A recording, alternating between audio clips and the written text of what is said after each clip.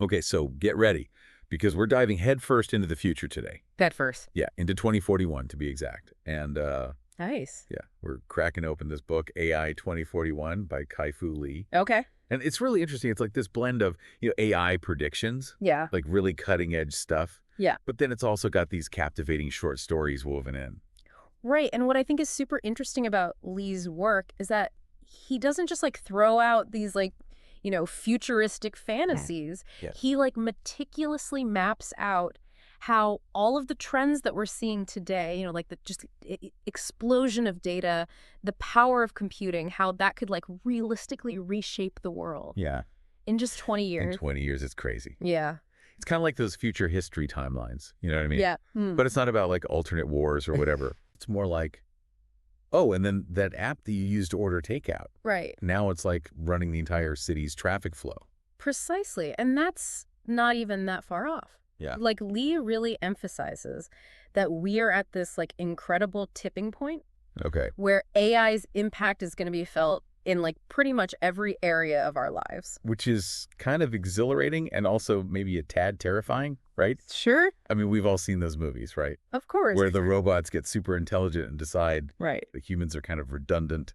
Yeah, the whole Frankenstein archetype, as Lee puts it, Right. it's this like deep-seated fear that a lot of people have, and the book acknowledges it. Yeah. But instead of like, leaning into that dystopian doom, Right. AI 2041 takes a more optimistic approach. So, It's more like, hey, AI is a tool, and like any tool, it can be used for good or for bad. right. It's really up to us to kind of steer it in the right direction. Yeah, which is a huge responsibility. It's huge. Yeah. But I think what I find so fascinating is just how fast everything's changing already. For sure. Like the book talks about how AI went from like struggling with chess to being unbeatable Yeah. in like 4 hours. It's crazy, right? It's insane. Yeah, it just shows you the power of like exponential learning, Right. which is something that we as humans, we think very linearly. It's hard to wrap our minds around. Hard to grasp. Yeah. Yeah. Think about it like this.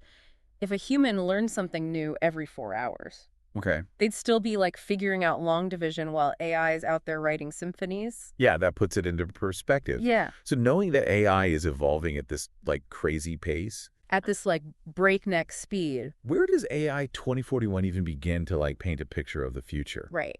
So how does AI 2041 actually like paint us a picture of this future with AI evolving so fast? Well, Lee brings the future to life through these like super vivid short stories. Okay. And they're each set in 2041. Right. And each one explores a different angle of AI's potential impact, Yeah. kind of different what ifs, Right. different scenarios. Okay, cool. And the first story, Gods Behind the Masks, Yeah. that one totally hooked me. It's set in Nigeria. Okay. And the way Lee describes it, deepfakes have gotten so good Oh, God. that they can like literally swing elections. Really? Like, that's scary. Yeah, it's like this whole other level of Like, like information warfare, Right. It's not even just like misinformation. It's like, It's like manufactured reality. yeah, exactly. And so we meet Amaka. Okay. He's this young guy Right. who gets caught up in this world Okay. of high-stakes deepfakes, Okay. where these incredibly sophisticated deepfakes are being used to like control public opinion. So this is like next level deepfakes, way beyond what we can even imagine right now. Yeah, like you remember that video Yeah. of like Obama saying Yeah. all that crazy stuff? That Yeah. was like child's play compared to this. Okay, so how is this even possible? So Lee gets into this technology called deep mask, Deep masks. which is used to make these deepfakes. Okay, so how does that even work? It's based on these things called convolutional neural networks, Okay. or CNNs for short. CNNs. Yeah, so imagine like a detective trying to spot a fake ID, Okay. right? The more fake IDs they see, the Yeah. better they get at like noticing those subtle flaws. Right. CNNs are kind of similar, Okay. but on like a massive scale. Boy. They process huge amounts of data, Right. images, videos, Yeah. to learn all the patterns of like what's real and what's fake. So the more data they have, the better the deepfakes get. Exactly. It's like they're training on reality. And that's how they can make them so realistic. Right. And that's where it gets really unsettling. Yeah. Because Lee suggests that by 2041, Okay. we might not have the tech to like guarantee 100% deepfake detection. Really? So it's like a cat and mouse game, Right. but the cat might actually be winning this time. So like, how do you even know what's real anymore? Right. If we can't trust our own eyes and ears, It's like, what's true? What's the point of truth even? It's a scary thought.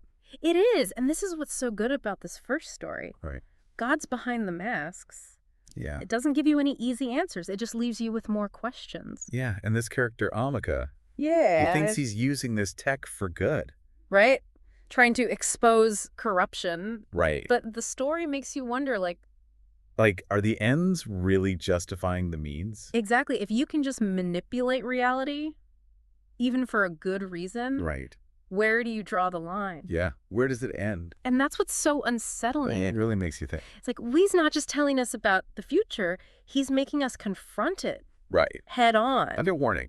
It is a warning, but also like an invitation. An invitation. To like think critically about these things now. Before it's too late. Before it's too late, exactly. It's interesting, like the contrast between the holy driver Mm. and Lee's next story, Dreaming of Plenitude. Oh, yeah. How so? Well, like, Shamal's worried about AI taking his job, right? Right. But in Dreaming of Plenitude, work is, like, practically non-existent. That's the paradox, right? Like, Yeah. what happens when the machines do everything? Yeah. Like, what's left for us? And this story takes place in Australia, Yeah, in 2041. so still in the future. Still in the future. And Lee envisions this world Yeah, where AI and automation are so advanced totally. that all your basic needs are met. Like, imagine a world without having to worry about, like, food or housing or healthcare. That sounds amazing. Right, sign me up. So how does this even work? So Lee calls it Project Jakrupa.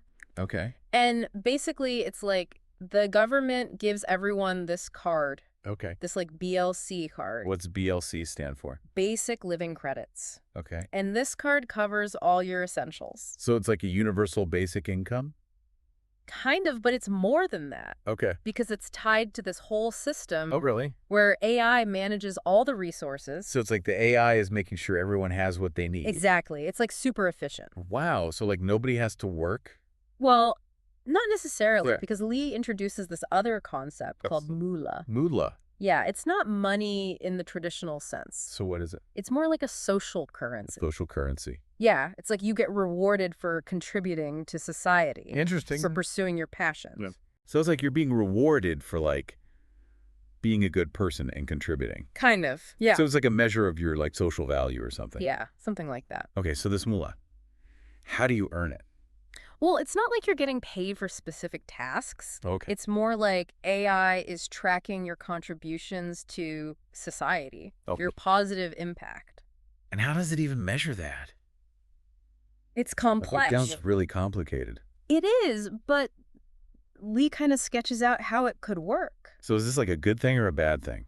That's the question, right? Like, Yeah. is this utopia or is it just a different kind of dystopia? It's like you're being measured and judged all the time. Exactly, and that's what Lee wants us to think about. Yeah, like the ethical implications. Unintended consequences. It's like that whole thing about the road to hell being paved with good intentions. Yes. Like, even if the goal is to create a better world, It could backfire. and I guess that's what's so powerful about all of these stories. It's that. They make us confront these really big questions. About the future, about Yeah. technology, about what it means to be human.